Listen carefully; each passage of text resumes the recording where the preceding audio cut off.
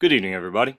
This is Sweat, and I'm bringing you another gameplay from the First Strike DLC. This is the map Discovery, by far my favorite map of all the maps in the map pack. And once again, I've got my own little routine down. I like to jump on this truck, see if there's any contact I can get initially, and then I like to work this left side over here.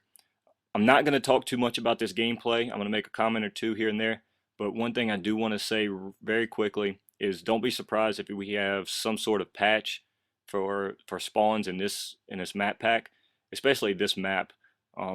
You'll see in a few instances throughout the game how easily the spawns switch, and um, how close I'll spawn directly after I died. Just moments before. So that's something I'm interested to see if they come out with. Want to dive right into some subscriber comments, and they want to know, a lot of you guys want to know about my everyday life in the Marine Corps.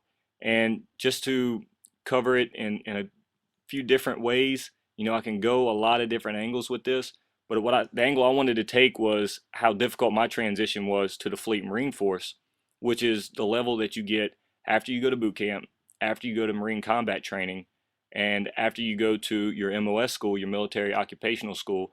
That's where they teach you your job in the Marine Corps. And the reason why I want to cover this is because it easily was one of the most difficult things that I've ever had to experience in my life. And the reasoning behind it was, besides that, I am such a wimp as far as leaving home. I love my mom's cooking. I love Louisiana. I love the weather, the crawfish, the women, the football, all those things. And I was stationed, my first station was Iwakuni, Japan. And again, it was one of the most difficult things that I had to do. And one of the things that I want to relay to you guys is, whether you move to Iwakuni, Japan, whether you move into a different house, a different school, whatever it is, don't make the transition harder on yourself than you have to, because that was my problem. Um, I may as well try to go in there kicking and screaming the way that I handled the situation. Um, as defiant as I was, and looking back, that certainly didn't make anything easier. You know, I was 19 years old. I had just graduated boot camp. I flew through Marine combat training, which was one of the most difficult things to that point, which to me was harder than boot camp because of the weather that we had to put up with during MCT. Then I'd gone to San Angelo, Texas, home of Goodfellow Air Force Base, where our MOS school was, which is your military occupational specialty. Again, it's your job in the Marine Corps, aircraft firefighting.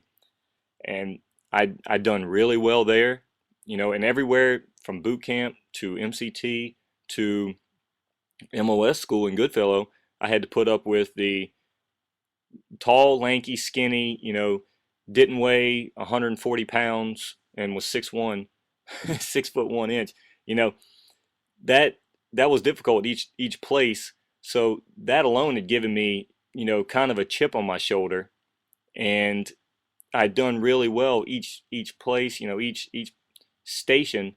I get to Iwakuni, and that was just a whole different ball game.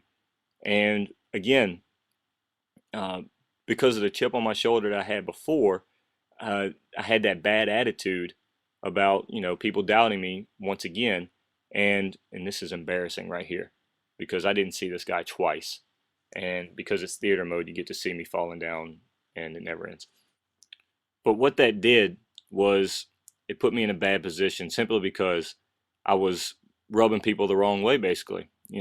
Everyone from my superiors to my peers that had made the transition with me. The guys that were on the plane, that we all got off the plane and into a new country for the first time, and that held me up as far as advancing on the crew. And that's what your goal was. Your goal is to advance into each crew position. You know, you don't want to stay at the turret. You don't want to stay on top of the truck. And that's where you started off when you first got to your duty station. As they were learning, as you were learning, as they were teaching you everything you had to know about every aircraft. The F-16, the F-15, F-14, and any and all aircraft that you can think of. You have to learn the escape routes for the pilots, the escape routes for the passengers, what kind of explosive ordnances they have on board, everything from what are the hazards of the aircraft when the pilots jettison and parachute out. What can explode on the plane. So while all this time that I'm supposed to be learning all this, and new Marines are learning this information, you learn it by sitting on top of a truck, looking up, looking left, looking right, watching every aircraft land, take off, circle the field. And your goal is basically to be a lookout.